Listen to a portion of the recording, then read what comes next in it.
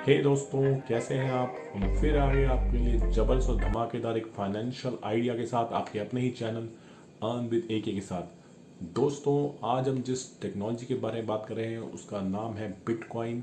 और क्या हमें बिटकॉइन में इन्वेस्ट करना चाहिए और बिटकॉइन है क्या, आज इसके बारे में बात करेंगे। दोस्तों, पहले हम बात करते हैं बिटकॉइन है क्या। दोस्तों, बिटकॉइन एक डिसेंट्रलाइज कॉन्सेप्ट है, पीयर टू पीयर, यानी ये एक ऐसी मनी है जो एकदम डिसेंट्रलाइज है, इस पर किसी का कंट्रोल नहीं है। डिसेंट्रलाइज का मतलब होता है कि गवर्नमेंट का इस पर कोई कंट्रोल नहीं है। और पीयर टू पीयर यानी आप एक बंदे से दूसरे बंदे को भेज सकते हैं बिना किसी इंटरवेंशन के। सेंट्रलाइज क्या होता है? सेंट्रलाइज मतलब जिस पे गवर्नमेंट का कंट्रोल होता है।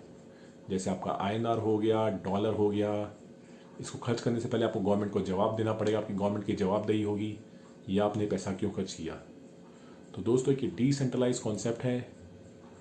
और दोस्तों, इसको डेली बेसिस पे माइन करते हैं माइनिंग मशीन के थ्रू।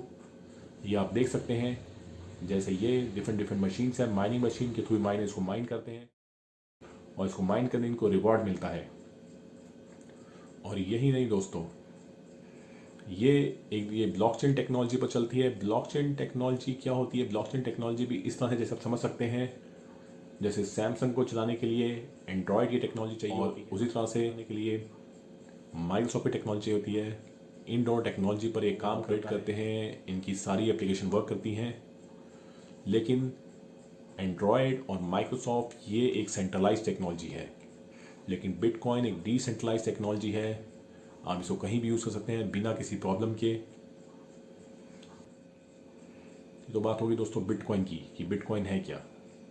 अब दोस्तों, आगे चलने से पहले दोस्तों, अगर आपने हमारे चैनल को लाइक, सब्सक्राइब और शेयर नहीं किया है तो जल्दी कर लीजिए और बेल आइकन को दबा लीजिए ताकि हमारी लेटेस्ट वीडियो आपको सबसे पहले मिले। अब दोस्तों, हम बात करते हैं कि हमें बिटकॉइन में इन्वेस्ट क्यों करना चाहिए और इसके फ़ायदे क्या हैं। देखो दोस्तों, बिटकॉइन में हमें इन्वेस्ट इसलिए करना चाहिए क्योंकि इसकी वैल्यू हर साल अप्रिशिएट हो रही है, हर 4 साल 5 साल में अप्रिशिएट हो रही है। मैं आपको बताता हूँ कैसे। ये दोस्तों, आप डाटा देख सकते हैं। अगर आपने 2009 में बिटकॉइन बाई किया होता तो एक बिटकॉइन का दाम $1 था। जब ये लॉन्च हुआ था $1 से भी कम था, यानी आप लगा लो 50 से 60 रुपये। और दोस्तों, जिसने उसको 2011 में तक होल्ड किया और सेल किया, उसे वही बिटकॉइन उसको 11 से $12 का प्रॉफिट हुआ। उसे चाहे तो सोचिए आप कितना गुना उसका प्रॉफिट हो गया। साथ ही साथ वो चाहते तो उससे अपने घर का सामान खरीद सकते थे। आप पिज़्ज़ा बॉय के बारे में पढ़ सकते हैं। पिज़्ज़ा बॉय एक ऐसा बंदा था जिसने कम से कम 10,000 बिटकॉइन खर्च कर दिए थे सिर्फ पिज़्ज़ा खाने के लिए। लेकिन अगर वो आज की डेट में उसको होल्ड करता तो आज के टाइम में वो अरबपति होता, उसको कुछ करने की ज़रूरत नहीं पड़ती।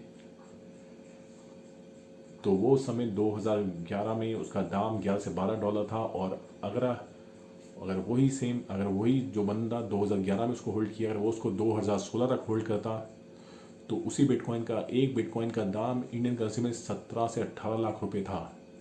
तो सोचिए, अगर आपके पास 10 बिटकॉइन होते तो आप 2 से 3 करोड़ के मालिक होते। अगर आज की डेट में अगर आप वही सेम बिटकॉइन होल्ड करते, जैसे एक्सपर्ट भी बताते हैं इस साल के एंड में कम से कम एक बिटकॉइन 2 से 3 करोड़ रुपए हो सकता है। तो आप लगा लीजिए 10 बिटकॉइन के हिसाब से आपके पास 20 से 30 करोड़ रुपए होते 2021 के अंत तक। ये बिटकॉइन का प्राइस हर साल बढ़ता जा रहा है जैसे जैसे टाइम पास होता जा रहा है। इसका प्राइस तो बढ़ रहा है, लेकिन प्राइस बढ़ क्यों रहा है? एक्चुअली दोस्तों, होता क्या है, बिटकॉइन का जो सप्लाई है सिर्फ 2 करोड़ 10 लाख ही है। 2 करोड़ 10 लाख है और इसमें 70% ऑलरेडी माइन हो चुके हैं और बाकी 30% ही बचे हैं।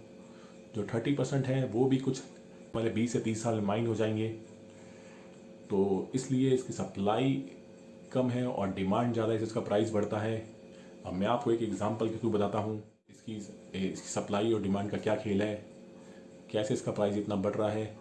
तो दोस्तों, इसमें क्या होता है, इसमें एक हार्वनिंग होती है। हार्वनिंग में जब भी बिटकॉइन की हार्वनिंग होती है तो हार्वनिंग का मतलब इसका प्राइस, इसकी सप्लाई आधी हो जाती है। तो जब भी इसकी हार्वनिंग होती है, इसकी सप्लाई आधी हो जाती है। जैसे मान लो अगर आप 2009 में आपको माइन करने के 1000 बिटकॉइन मिलते हैं, तो वही अगर आप 2012 में माइन करोगे, उसकी हार्वनिंग आती है तो आपको आधी रह जाएंगे, यानी 500 मिलेंगे। 2016 में 250, और ऐसे ही फिर जब अगली हार्वनिंग आएगी, तीसरी हार्वनिंग 2020 में, तब वो और आधे हो जाएंगे 125, और ऐसे ही 2024-25 में और आधे होते जाएंगे। तो इसी कारण से जब इसकी सप्लाई कम है और डिमांड ज़्यादा है तो इसी वजह से इसका प्राइस बढ़ रहा है। और सेकंड चीज़, आने वाले टाइम में इसका प्राइस बहुत ज़्यादा जाएगा। बड़े बड़े बिलियनियर माइकल सेलर, अभी आप देख सकते हैं हाल फिलहाल में एलन मस्क जो टेस्ला कंपनी के मालिक हैं वो भी इसमें आ चुके हैं। उन्होंने इसमें 15 बिलियन इन्वेस्ट करे हैं।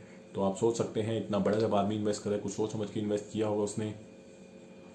तो ये लोग भी बताते हैं कि आने वाले 10 साल बाद 2029-30 तक इसका दाम 1 या 15 मिलियन जा सकता है। तो दोस्तों आप खुद सोचते हैं इसका दाम कितना हो सकता है।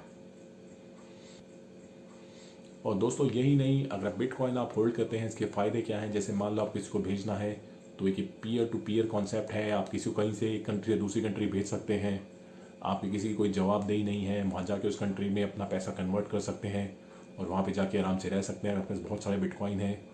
जैसे आप देख रहे हैं world wide US, Europe, India, other country में कैसे रॉयट्स हो रहे हैं, लोगों की प्रॉपर्टी जब्त हो जाती है। लेकिन इसमें अगर आपके पास है तो आप एक कंट्री से दूसरी कंट्री कहीं भी जा सकते हैं, अपना पैसा यूटिलाइज कर सकते हैं और वहाँ पे सेफली आराम से रह सकते हैं।